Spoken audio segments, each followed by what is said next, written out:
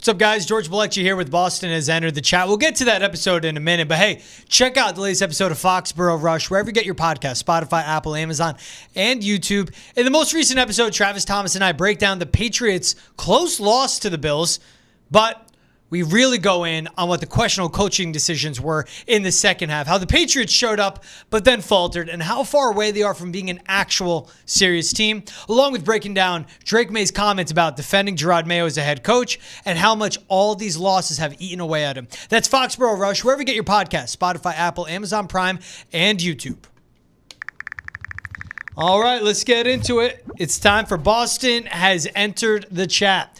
I'm George Balekji. He's Travis Thomas in the PNC Bank studio. T, how we doing, my man? I'm doing good here on a moral victory Monday. Oh, no. It was. No. They played hard, No. George. They fought their tails off. They showed up in the first half.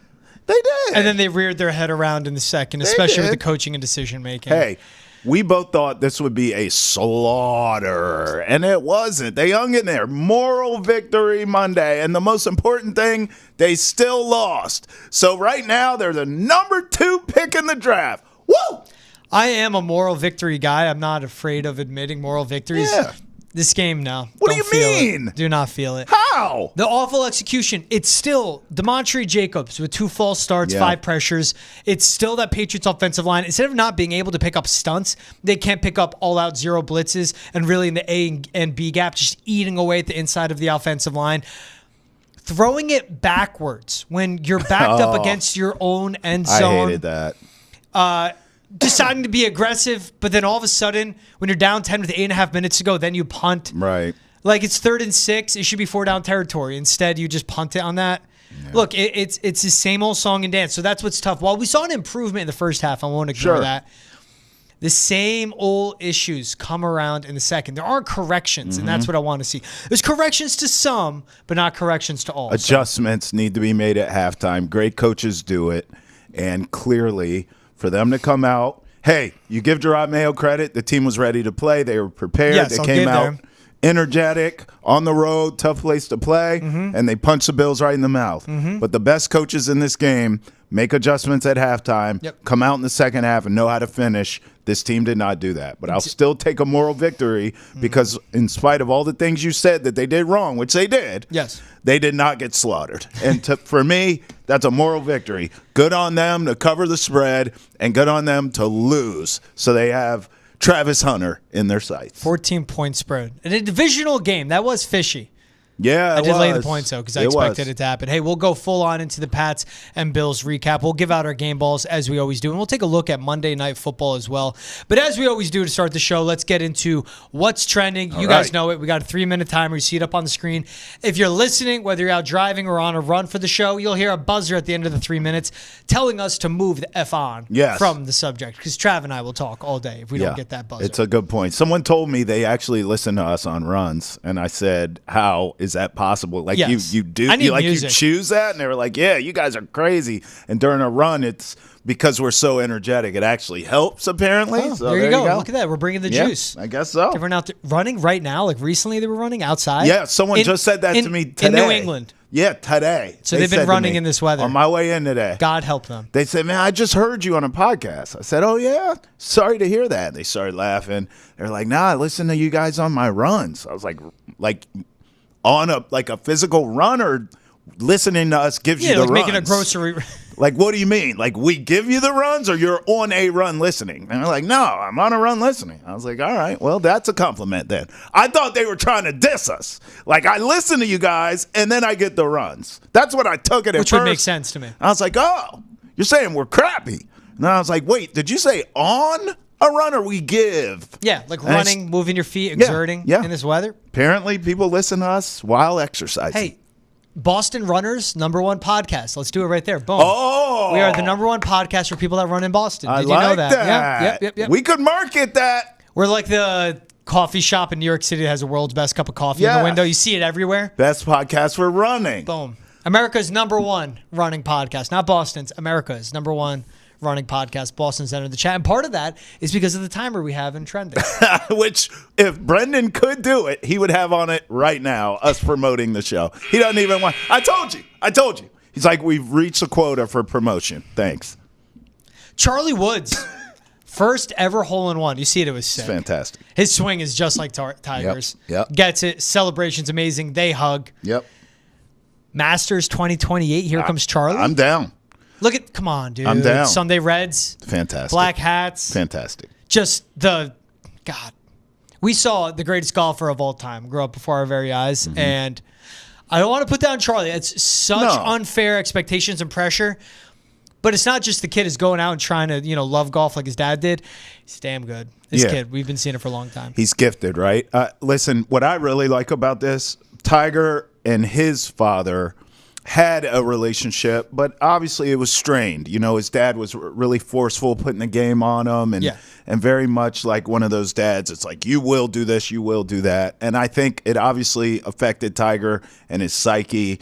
And we know his dad had some infidelity stuff off the course. Tiger also followed suit with that as well. Mm-hmm. And so what I really love about this is just how I'm sure, learning from that experience, Tiger himself, I know he's grateful for his dad. He talks glowingly about his late father, but I feel like with his son, it's not that same type of pressure. He's not putting that kind of pressure on his kid. He's not forcing anything. Yep. I'm sure this is his son wanting to be a great player in his own right.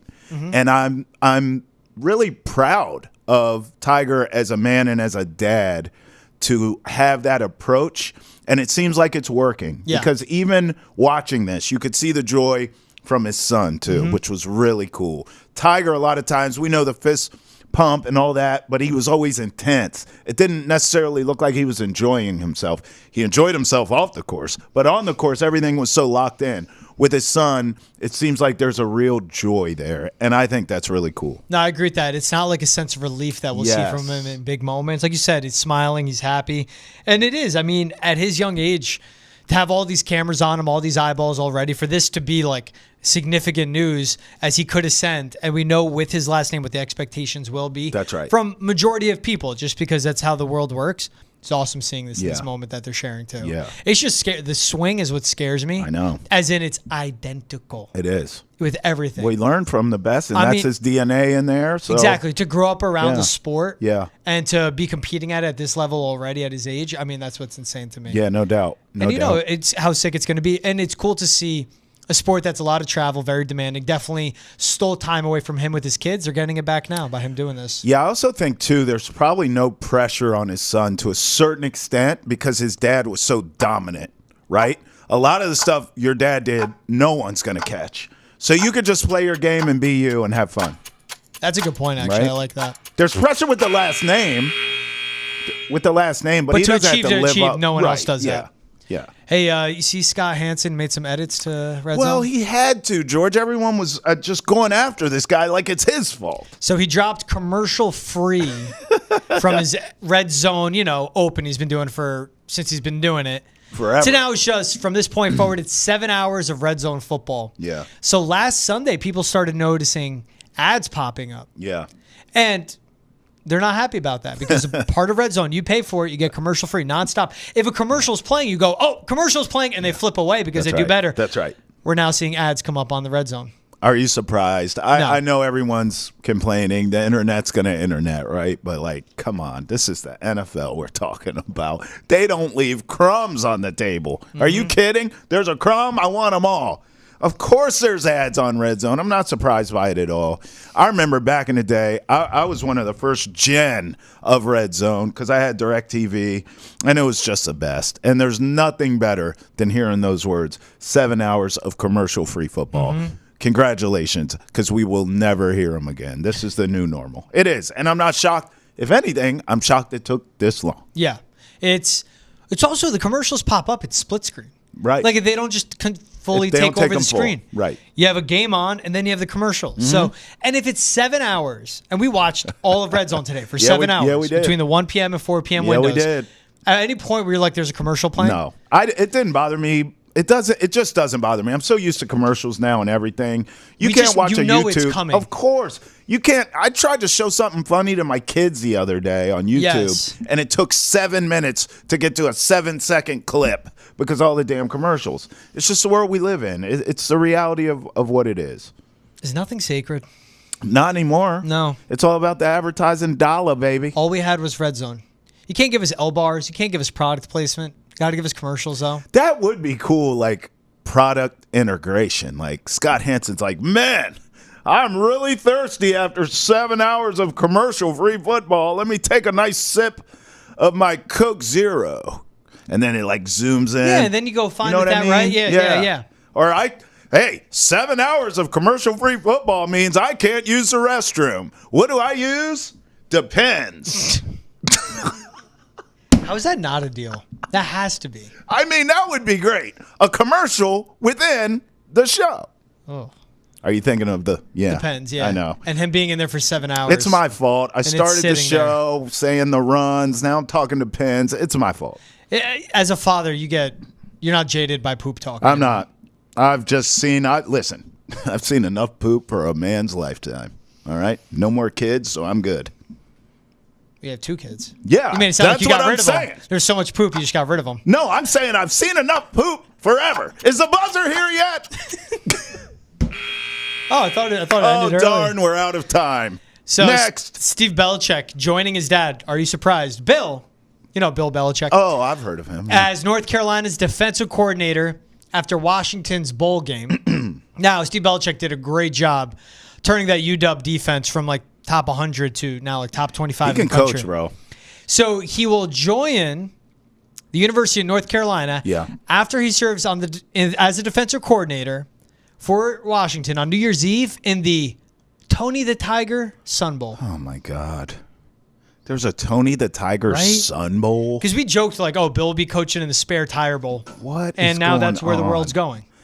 Listen, if this is not proof that there are too many damn bowl games in the world, when you have a Tony the Tiger Sun Bowl, like, can we just reevaluate our lives, please? But Steve Belichick, I think the kid's a weirdo. Like, I remember he's doing the tongue thing on the sideline. Yeah. He's just out there, but say what you want. This kid can coach. And I gave you my theory before. I think Bill, is going to put UNC at a little bit of a higher level, right? I'm not talking natties here, but he'll probably get them in a college football playoff towards the end of his contract. He'll have them relevant. He'll be getting recruits. They'll be in good shape. And then I think Steve takes over and wins big. I think Steve will reap the benefits of having his dad carry UNC to another level, and then Steve will take over and start winning possibly a natty. Well, he can coach. Belichick, the details of his contract, the buyout, if he leaves before June 2025, then UNC owes him $10 million. If he leaves after June 2025, UNC owes him only $1 million. Wow. You never see buyouts like that in any of college football. It's normally like $70 million is the buyout in year 10 of the contract. Right. Basically, hey, I'm going to come in, I'm going to build it up. If I dip, you only owe $1 million, and here's my son to run the show. You and I were ahead of this. We didn't necessarily take the UNC rumors serious, but both of us acknowledged if it were to happen, which it did, this would likely be a play to set the Sun up. We knew that from the beginning. Which was weird because I feel like he would have gotten a head coaching job anyway, but...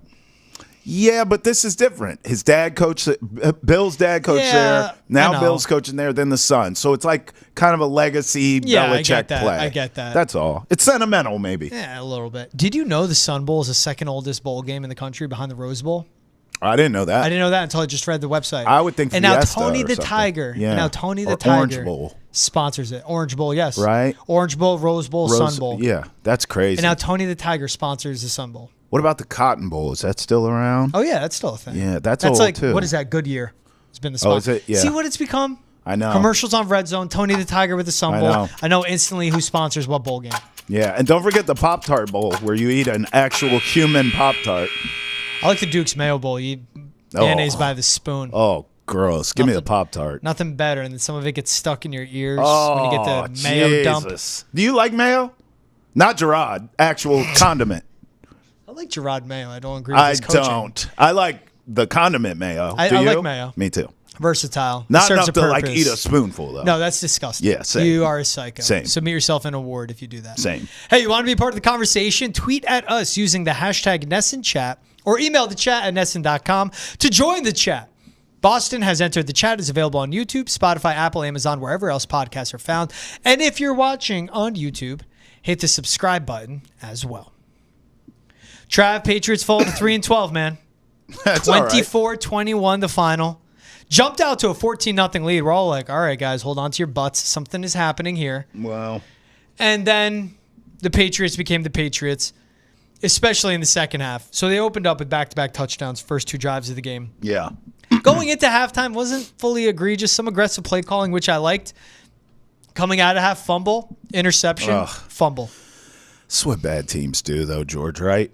And the Bills were not playing good at all. No, they weren't. Their offense was out of sync. Yeah. So credit to the secondary for what the Patriots were doing. A lot of, pretty much it felt like every time Josh Allen dropped back, he had to go off schedule. Mm-hmm. He had to extend plays and really look for a guy to be open downfield. So the secondary did play well for once. Pressure wasn't there. But this is a Bills team coming off that massive win over the Lions, which can create a hangover in a good way. Like you come off that really emotional high, especially on the road, come back home against a really bad team, take it for granted. Bills started out slow. Patriots started out hot. Mm-hmm. And then they became the Patriots. It's just what bad teams do, though. Yeah. I wasn't surprised by that at all, which is why, we might as well just go here now because we obviously disagree. I think it was a moral victory. Like to me, right, as a Patriots fan, everything lined up the way you wanted it to line up. You didn't really want to win this game because you want the higher draft pick. We all understand that. Yeah. But at the same time, and the Bills played like this early, I think all of us felt like, including the Bills, they were going to come in or be at home. The Patriots were going to go in there and just get absolutely destroyed. And that's how the Bills showed up. Like, all we got to do is show up and beat this team's butt. And that was not the case. So, I think Patriots coming in, starting the game the way they did, saying we're not going to lay down, we're going to be here, that's a credit to Jerod Mayo. It is.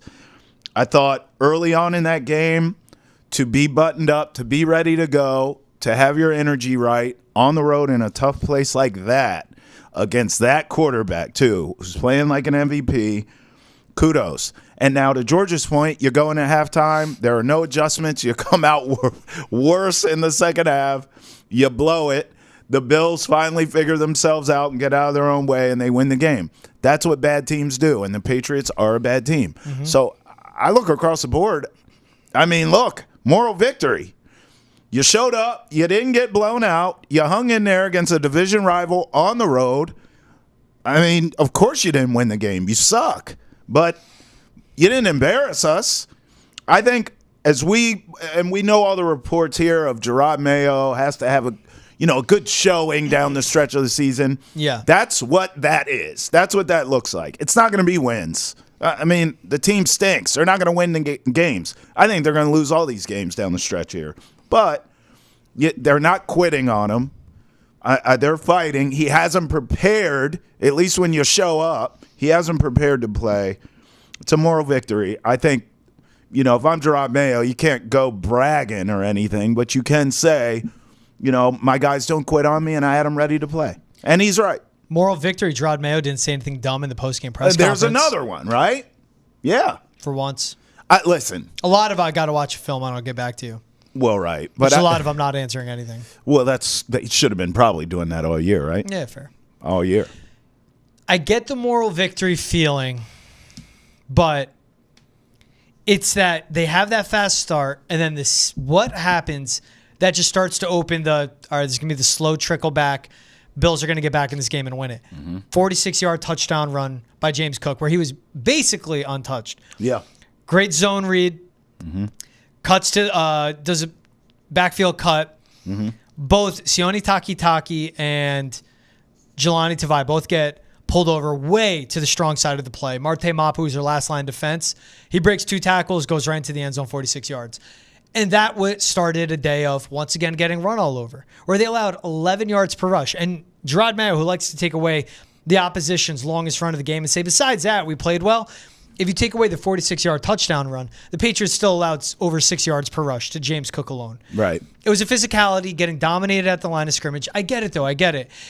What was promising, Trav, is that a week after coming off the bye and being so flat to start the game against the Cardinals, and we're never truly in it because of how far they put themselves behind, you come out on top of your ish like this against the Bills, that is a good sign. That is a good sign. Cool. Your players showed up. They executed. Yeah, great scripted plays. Played well on defense. You score. You force a 3 and out, and then you score again. But as we've seen before, the coaching takes them out of it. Sure. It was being aggressive in the first half. We saw Drake Maye with read options, actual designed runs, actual QB sneaks. Awesome. This is all great. And all of a sudden that disappears in the second half. Yeah. Where you're running fake punts on 4th and 1. But then getting conservative. And then when you're down 10 with 8.5 minutes to go, you don't have to run a fake punt, but that should be 4 down territory. It was weird. On 3rd and 6, try to cut this down in distance in half. So then on 4th and 3, you have more options. Didn't do any of that. No. As with time left in the game. And then again, when you're in a good spot, backed up against your own goal line, a backwards pass where the worst case scenario happens. Stuff you can't imagine. Bills, that's their final touchdown of the game. I hate it. Or right before that, where you throw an interception, Bills are taking over. But what do? You stop them, and then Ramondre Stevenson, 2 plays into the drive, fumbles. It's the same issues we've seen in Week 5 come back again around this team in Week 16. You know, one thing I can't stand about the new age NFL is there's so many geniuses in this league. When your own arse is back up against your own end zone and you're throwing backwards passes. I don't even like tosses to running backs in that scenario, because if you toss it, you get a bad toss, that's a fumble. If the running back bobbles it, which happens, he's human, that's a fumble. Like it's so cute nowadays.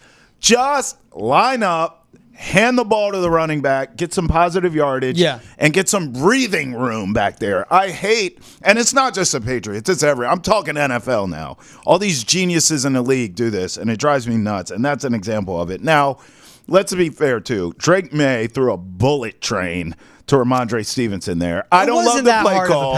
It wasn't soft. It hit him in the hands. It wasn't soft. And it was before he was getting hit. It hit him in the hands. I hate the play call. I hate the throw. I hate it all of it. And I hate the play call because that is a high risk, low reward type of play. Yes. With an offensive line that hasn't been executing. And DeMontre Jacobs can't block the defensive end. Right. And the defensive end hit Ramondre right after he dropped it. Ball goes in the end zone, they score. Yeah. Again, you don't have the personnel to be calling plays like that. That's right. It's a lack of game awareness. That's right. And that play call is called right after we saw the Bills with 2 fumbles in one drive because the ball's slippery. And the Bills end up punting because Josh Allen misses on a deep ball where you clearly see the ball, just slip out of his hands. Yes. It's 1 degree in Buffalo in the second half of the game. Whatever you're doing to the footballs, they are rock solid now, and they're basically like a wet rock. Like they're slippery as hell. We saw Drake fumble a few times. That is just such a high-risk play. You got to be better than that calling in that situation. It's also, why are we getting so many, not just that play, in general, every week, we get so many pass plays to Ramondre Stevenson. It blows my mind every week I see it. Yeah. I'm not taking anything away from him, okay? But catching the football out of the backfield is not his strong suit. You have a running back on your roster who's excellent at that, and he never plays. Antonio Gibson never plays. We saw a couple times in this game, a couple runs, a pass pro pickup that was fantastic. He picked up the blitz. I mean, Antonio Gibson, when he's in the game, he's making things happen. This is a guy, you can line him up in the slot, and he can catch passes. They never throw to him. But you throw to Ramondre? Like, look, spoiler alert here. When we give out game balls, I'm going to give one to a coordinator on this staff. And it's a coordinator I have done everything short of cuss his ass out on this show. However, I'm giving him the game ball for the first time this season. And it is not Alex Van Pelt. And I have defended Alex Van Pelt all through this season for the most part. And here we are right now where I am telling you, this was probably his worst called game. This was a terrible game. And all these reports that he may be the scapegoat He didn't do himself any favors. I'll give props to a different coordinator later, but I don't think AVP did himself any favors with how he called the second half of this Bills game. First half, I liked it, like the aggression, fake punt on 4th and 1. Second half was terrible. And you end up stealing clock because at that point, they would have punted with just under 4 minutes left. Instead, they punted with like a minute 49, I believe. That's right. So awesome. You burned an extra 2 minutes of clock and you gave Josh Allen a lot less time to try and score. Yes. And then even right before they go into halftime, Pop Douglas screen, executed perfectly. Yeah. Austin Hooper catch, executed perfectly. And it's set up, basically you're on the 50, could have been a Drake Maye Hail Mary. They even go with like a downfield screen with Kayshon Boutte. Like that aggressive play calling. Because if it was week 6, it would have been a run on first down, incompletion. They end up punting it. Josh Allen would have scored or gotten 3 at least. But then in the second half, with how conservative they ended up getting, you're punting with 8 minutes left. You're running on 1st and 10 with 4 minutes to play, and you're down 2 scores, running the ball. And no quarterback sneak on 3rd and inches. It's getting blown up, and then you're driven backwards. Like that's where it just became so confusing of where was the first half AVP compared to the second half AVP. Yeah, and look, we're talking Van Pelt here, but it's also, this is a bigger picture conversation. This is a Jerod Mayo conversation too, as a head coach. I mean, you're the guy in charge, right? And you're quick to throw people under the bus. So obviously, you need to be held accountable when things don't go well, and we'll give you credit when they do. And we talked about how in the first half, Jerod Mayo had this team fired up, ready to go. I mean, if you were to make a pros and cons list of Jerod Mayo, I think all of us would agree cons would outweigh the pros. But pros-wise, yes, I would give him credit that his team doesn't quit on him. His team plays hard. That's a low bar, but it's one that he meets nonetheless. That would probably be the only pro on my list. But at the top of the list on cons would be the lack of adjustment being made for your team as a staff, okay? You're the head coach, so it's on you. I can't stand it. I think back to the Rams game. I felt like the Patriots were in that game, and then there were adjustments made by Sean McVay, who is clearly an elite coach in this league. Oh, yeah. And the Patriots were in over their heads. Now, we understand personnel's a lot of it too, but this isn't some juggernaut Rams team this year. So it was clearly, to me, coaching. I felt the same way in this Bills game. I'm not even a big Sean McDermott guy. However, I did feel as though the Bills made the necessary adjustments. Yeah. Second half, they looked like a different team. It kind of woke up. Patriots did not, and here we are. That's why, in a long list of cons for Jerod Mayo, top of my list would be making necessary adjustments. And most of the great coaches do it at the half. Well, that's a good thing to bring up because Ian Rappaport, doing his reporting on NFL Game Day, he said, quote, here's his report. The Crafts want to keep Jerod Mayo. They believe he's a leader for their organization, for their future, and they knew it would be a multi-year process to get this thing right. That is their stance right now. Now, if things go off the rails, if they start to really struggle, as if they haven't been struggling. Well, it means this a is blowout. this is me putting myself into this. But he said if they start to really struggle, if he loses a locker room in the last couple of games this season, we've seen this thing turn. As of now, the Patriots believe Jerod Mayo is their leader for the future. Yeah. They've been struggling. But this is, again, and this follows up with the reports from Adam Schefter saying they believe in him, but there's still 3 weeks left. Diana Rossini saying the same thing. Yeah, he still has to finish strong. This is step one of finishing strong. 24-21, you only lose to the Bills, who look like the best team in the AFC. But if losing 24-21, where everything unravels and you make the same costly mistakes as this team has done all year long in the second half, if you look at the final score and this gives you the reason to keep them, it's not enough for me. Well, that's why I said the bar is so low if you do a pros cons list, because the only pro I think we can all agree on is that this team hasn't quit on them and they play hard for them. But to George's point, this is what that gets you. Meaning, okay, yeah, sure, your team doesn't quit on you. Great. Yeah.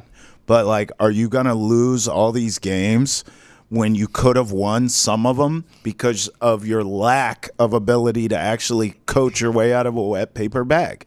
And so, yeah, I mean, look, my whole thing being on Jerod Mayo being fired at the end of the season is predicated on the fact that I thought they would lose out, which they are going to do, okay? But I thought this game, they would get slaughtered. The Chargers game would be a respectable beatdown, 10 points, we'll call it, maybe 2 scores. And then I thought Josh Allen and the Bills still vying for the number 1 seed in the AFC. I thought the last regular season game, so the regular season finale against the Bills, I assumed all the starters would be there, and that would be a beatdown as well. Well, clearly they hung in there. I'm calling it, I told you, it's a moral victory Monday here. So they hung in there for the Bills. The Chargers are not good enough to house anyone, so that's likely going to be a closer game as well, which the Patriots will lose. And then we'll see what happens in the finale. So I do think they'll lose out in terms of the win-loss record. This is it. What do you got, 3 wins? That's it. However, I could see the Kraft spinning this and saying, well, they were competitive in the last – and that's a mistake. I mean, we all think back to Dan Campbell's first year with the Lions. They didn't win a ton of games, but they went on a win streak to end the season.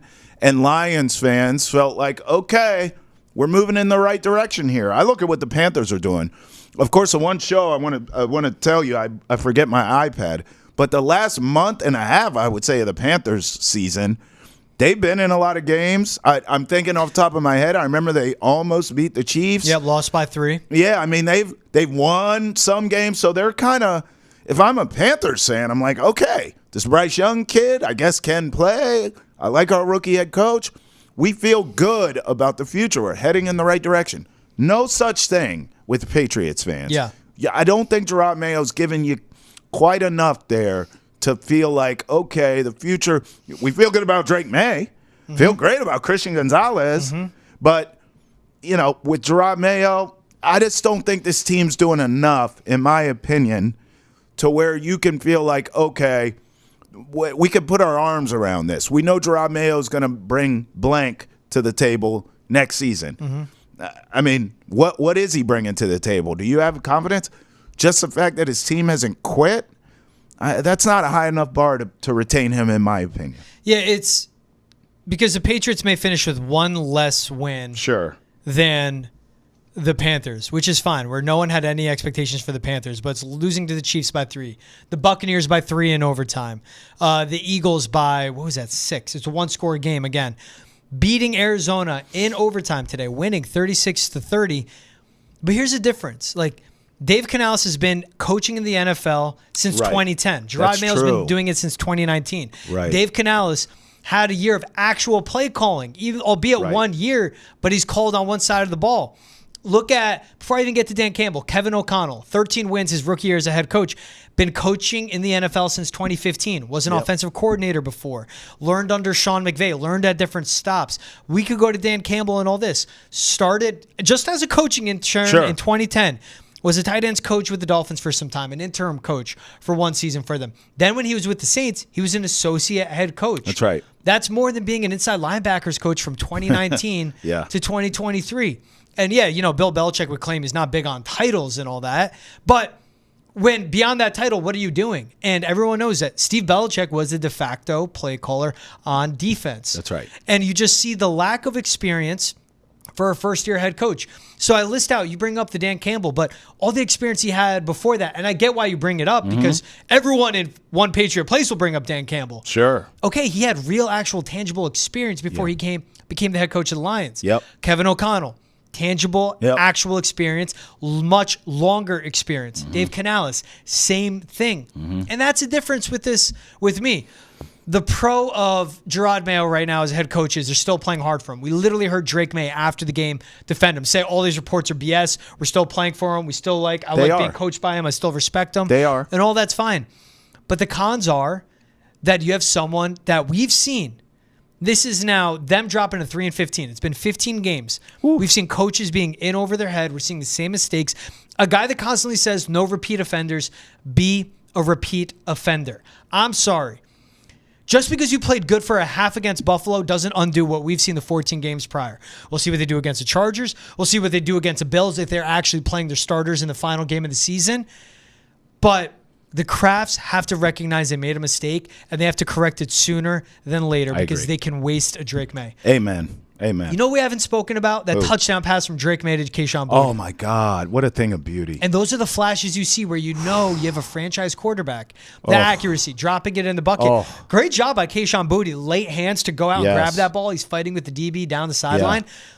It's 3rd and 4. You could have settled for a 7-yard slant. No, you went for the home run call. You're playing with confidence. You're playing fearless. You're playing with house money. Drake Maye is doing that. Sees one-on-one, throws it up to his guy, Kayshon Boutte, who outside of Pop Douglas is his only good receiver. He has that confidence. He has that downfield accuracy. Putting the ball where only his guy can get it. Don't waste that because he's more than that. It was a one-on-one, but that safety was closing fast. And you had to put the ball And he there. put it where only Boutte could get it. And my God, the touch on the pass, everything was – I think I actually said this to George when we were watching the game. I think that's the best throw of Drake Maye's rookie season, and he's had some damn good ones. His throw to Austin Hooper, I think it was the opening drive of the game against the Bears, was spectacular That was too. awesome. But it was very similar because you watch it, you're like, oh my God, the ball placement down the field. The one, was it the Titans, George, where he forced overtime last second? He kind of ran around. And that's that was a great throw. That's great. But you know what you can consistently do? The throws to Boutte, the throws to Austin Hooper. That's what I want to see in a quarterback. Because Will Levis can make that Tennessee overtime play. Ironically, it was against Mason Rudolph. It was athletic, buying time, and then Will rifle. Levis can do that. Yeah. Not everyone can do the throw he had to Boutte. To your point, and that's why it's his best throw of the season. That was the best throw of the season, no doubt about it. I mean, and by the way, that was his best throw of the season. But let's actually zoom out a little bit. There's only a handful of people on planet Earth that can make that throw, too. Okay, so we can't start taking this kid for granted already. I can't. I'll be honest. I know this season's over, okay? Cancun on 3, right? Yeah. But, man, I can't wait till they get this kid some weapons. Oh, my God. Like Drake Maye with a true number 1 wide receiver, a T. Higgins, okay? Drake Maye with Travis Hunter catching passes. Drake Maye with – I can't wait until this kid has something. I mean, just give him and credit to Boutte for that catch. George is right. Pop Douglas makes plays. He's got guys trying. Both these tight ends make plays for him, especially Hunter Henry. But I really want him with. Can you imagine? I know this isn't going to happen. I'm playing fantasy football in my head. But Drake Maye with a Jamar Chase or Drake Maye with a Justin Jefferson. Yeah. How much better? I mean, how many more throws like we were talking about can we see? I really want Drake Maye to be unleashed and unlocked at some point. Stinks none of those receivers are in this draft. I know. That's why I said I'm playing fantasy football, but I want to see him with some real, just some ringers around him. I can't wait for that. Well, and even Drake Maye, the final touchdown pass where you have a touchdown called back. Yeah. He drops a shotgun snap, has to eat the play. Right. Offensive line's been atrocious all game long. He hangs in there and throws a touchdown. The composure, the lack of panic. He's awesome. To keep moving forward, put those bad plays behind them. Unbelievable. Where a lot of quarterbacks would have just become a shell of themselves. Like Mac Jones would have been so shook after dropping that shotgun snap. Yeah. Drake Maye hangs in there. He has the stuff. When Austin Hooper got injured on that downfield pass, Drake Maye was so upset with himself. And you said it. You're like, was that a hospital ball? I go, not really. It's just it's a football play. Yeah. But how much he cares for his teammates and how much he is just is one of those guys that is a pure leader. Loves his teammates, and that gets people to play harder for him. You have everything you need with Drake Maye. He cares. And even at the post-game press conference, I told you, I said, you know what I appreciate about him? He's ticked off. Yeah. At all these press conferences, he answers the questions. He's a professional. He's not pouting. No. But with his body language, with his tone, you can tell. He's mad that they lost a game. The other thing about him I like is when he makes a big play, there's no celebrations. There's no, we're losing. Our season's terrible. I really love this kid, and I hope they don't bleep this up and they can build around him, and we can have him for many, many moons because he is special. Hey, you want the latest on the Patriots and the NFL? Drake Maye needs help, and we discuss how he can get it quick on Nesson's Football Podcast. Foxborough Rush, available on YouTube, Spotify, Apple, Amazon, wherever else podcasts are found. And if you're watching on Nesson's YouTube page, hit the subscribe button as well. All right, so we were talking game balls. You said you're going to hand some out to a coordinator. Yeah. But we'll start offensive. Who gets your offensive? Drake Maye, thank you and good night. Same with me on Drake. No discussions. He's the only reason they're ever in any of these games. He's the only reason the offense ever finds life. Preach. And his interception was really bad. It was. Underthrew it to the front half of the end zone. What happened there, George? I think Austin Hooper gets tripped up, but still he seemed to be nowhere near that play. There had to have been something else happen with that. Maybe there was another undercutting route. Like maybe they were going levels on that and someone would have been underneath. Receiver wasn't there because that ball was so short and not near any receiver. To me, that's a communication issue and execution issue. But he does that really bad interception, cost the team when they still had the game somewhat in control. Yeah. And he still finishes with 2 touchdowns. Yeah. Multiple read options on big plays, including 4th and 1, which moves the chains. Right. We see QB sneaks. Now his legs are coming into it. We're seeing the full Drake Maye package unravel and his composure. Like I said just before, late in the game, he has everything you want from a QB1. He's everything you want. Yeah, I'm so thankful for Drake Maye. I really am. Like, this season's been so crappy, and it's just been low. I feel like a lost soul watching the Patriots every week, and Drake Maye literally is my beacon of light. I mean, if we had to stomach this with Jacoby Brissett all year. So thank God for Drake Maye. Saw good football. We see a lot of good football from him. Defensive player of the game, who are you giving it to? All right, I'm going to Marcus Covington here. Let me preface my comments by saying I believe this entire coaching staff should be whacked. Okay? Going Sopranos on him. However, DeMarcus Covington, man, nice of you to enter the chat. Like, where has this been all? Look, Josh Allen is otherworldly. I thought the Patriots called a great game. I thought they dialed up pressure when they did. I don't. Again, it's hard for me to give these compliments because I feel like my wife. When she gives me a compliment, there's always 3 or 4 backhanded somethings behind it. Like she's like, "Hey, Travis, I really appreciate you doing the dishes," and I'm like, "Oh, she said something nice to me." And then she goes, "But I mean, last week." I could have used you. I had dishes up the air, and where were you? Or, the laundry wasn't really, or, you didn't vacuum the. Hey, DeMarcus Covington, I want to really ask where this has been all year. I really do, man. But I'm just going to give you the game ball and give you your moment. You did an outstanding job calling your defense better than AVP on offense. You did a tremendous job defensively on Josh Allen and the Bills. Kudos to you, man. Don't know where it was all season, but kudos to you, man. You hold Josh Allen to under 200 total yards, who's been Superman every week of the season. Come on season. now. Where's this been? He didn't really kill them with their legs. He had big-time runs, though, of course. just being He's Josh still Allen. Josh Allen, right. The run defense was bad. James Cook had whatever he wanted with them. They just got dominated at the line of scrimmage. Yeah. But that's nothing new. No. But to your point, what he was doing in the secondary, what they were doing to confuse Josh Allen, because every time he dropped back, nothing was on time, nothing was in rhythm with this passing offense. That's right. I do give credit to DeMarcus Covington. You have to. I'll go other side. I'll give it to Christian Gonzalez, Jonathan Jones. Okay. The leaders of that secondary, the best players in that secondary, because again, they're making it happen on the back end. We didn't see any egregious communication issues. No. We saw them playing well. They don't even test Gonzo much. Yeah. They don't even throw that side that much. I don't think I saw him once on TV That's what today, I'm saying, which is bro. in a good way. So I give him credit there. So, what about team MVP? Drake Maye. Yeah. Thank you. Have a great season. It's over. But Drake Maye, I mean, honestly, it's almost like I wrote Santa and just say, hey, man, can you just send a quarterback to help us out here? And he sent back Drake Maye down the chimney. I mean, this guy's unbelievable. And again, he saved this putrid season. When my grandkids ask me about this season, I'm going to say, little buddies, it was the worst you've ever seen. Grandpa Travis. Yeah, but let me tell you. What was 2024 like? Well, it was awful, but Drake Maye made it worth it. You started smoking menthols again? Yeah, I'm not sure what happened. Grandpa's had a rough. Listen, I got a lot of miles on me. Drake Maye's the MVP. I don't know where I went there. Sorry. Not sure how it turned into Gramps.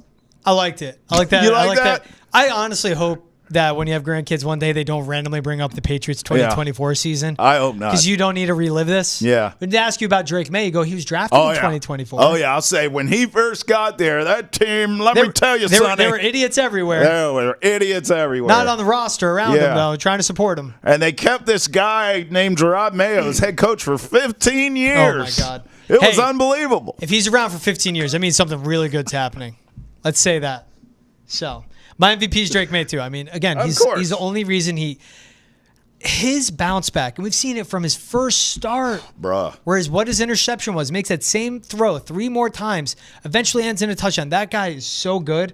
It's always Drake May for me. Hey, the NBA season is here, and the big question is, will the Celtics repeat and claim banner 19? You can find everything about the NBA and its culture and hoops in Essence Basketball Podcast. Hold My Banner. That's available on YouTube, Spotify, Apple, Amazon, wherever else podcasts are found. That is Hold My Banner. Available wherever you like to get your podcast. And if you're watching on Essence YouTube page, hit the subscribe button as well. Trav, so Patriots-Bills was a 14-point spread. Yep. Saints at Packers, Monday night, 14-point spread. What a stupid game this is. 26-13 Packers. Let's have a talk Saints about cover. Fine. Congratulations, Saints fans. Let's talk about the Packers, shall we? Now, I need to take your temperature here because I am the resident Packer. Bro, you are so ahead of schedule here. Off season, you were like, Trav, I hear you on the Lions. Trav, I hear you on the Rams. 2 teams are still alive, technically. Trav, I hear you on the Eagles.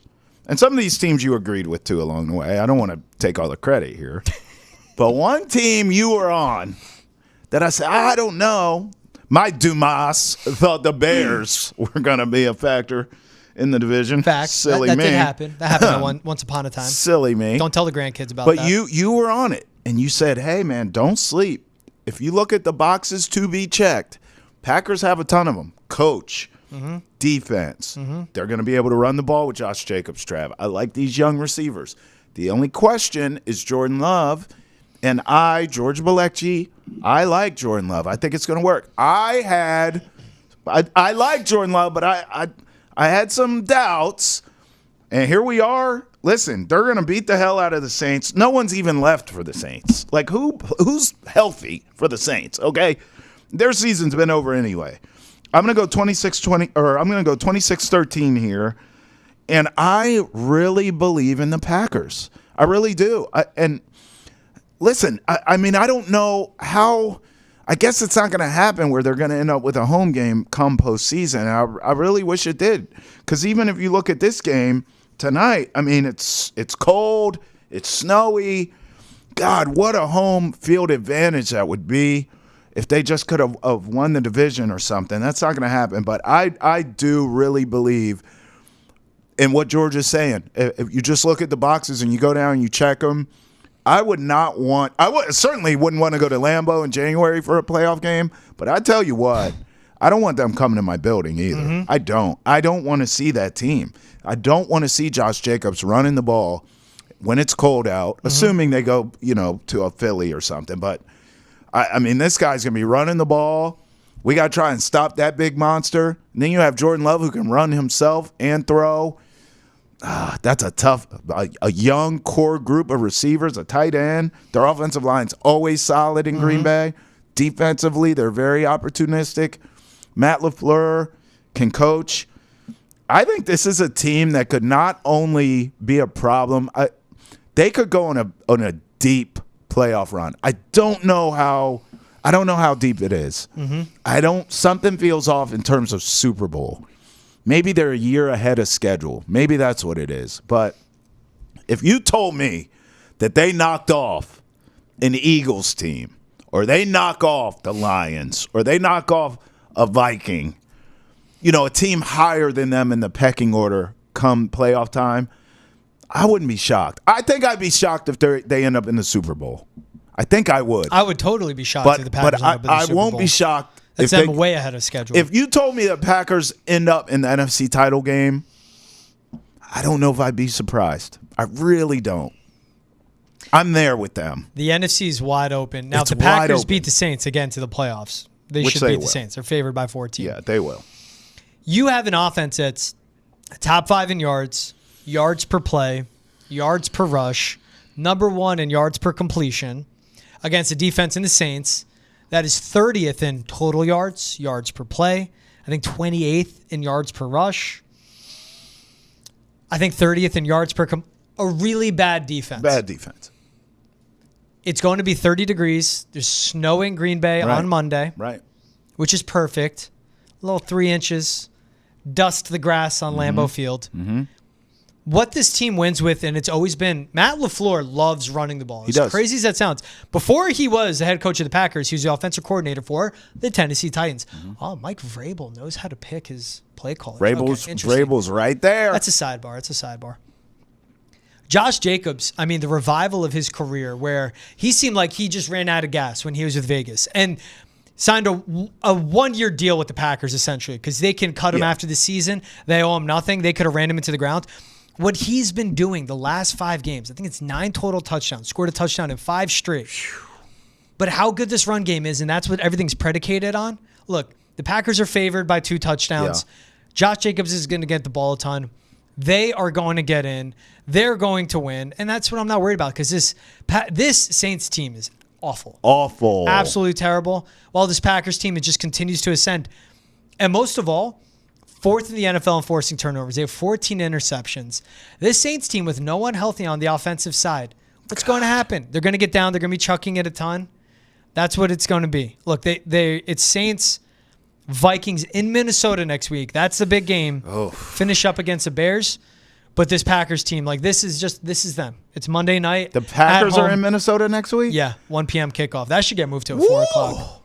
That's a game, dog. That should be Sunday Night Football. That should be Sunday Night Football. But before we get into all that. But this is a Packers team. Yeah, you know what? I mean, opening round, if they get matched up with the Buccaneers. That's what I'm saying, if bro. they get matched up with the Rams, they could beat them. Packers would be good, but they can beat both those teams. I could see them going on a deep playoff run, George. Yeah. I could. Not Super Bowl. But I could be wrong about that. If they beat the Vikings and they can escape from facing the Eagles to open up, that's a big one. I'm not afraid of the Eagles. Because Vikings-Packers winner, basically that chooses who plays the Eagles and who plays the Rams. Bro, what would it take to beat the Eagles to go into Philly? You got to be a cold weather team. That defense is so good. But I'm just saying, just think about it. Yeah. You got to be a cold weather team, right? Because it's going to be cold in Philly. Yeah. You got to run the ball, power running game. Yeah. And you got to capitalize on mistakes or be able to make them. And Jalen Hurts, he's been better with the football, but you got to be aggressive. I'm just saying. The formula's there. That's what I mean. That's why I give you props. You were ahead of it because you said check. Just think of the boxes you need to check. Run the ball. Good quarterback. They got everything. Game-winning throws, deep receiving group, good tight end, good running back. Bro, they have everything. Good offensive line, good against a run, skilled secondary with Jair Alexander as a shutdown corner, Xavier McKinney at safety, good up front with Rashawn Gary and Luka Van Ness. In fact, think about this. The teams in the NFC, including the Eagles, you start doing that, you start playing the check-the-box game, there's a lot of flaws in a lot of these teams. You know what? Damn it. The Packers are going to the Super Bowl. I just talked myself into it. Hey. Pack in the Super Bowl. Boston has entered the chat. #1 podcast for runners in America. And the official Green Bay Packers podcast. Go, Pack, go. Of Boston. We used to be a Lions podcast. That's right. I've completely turned.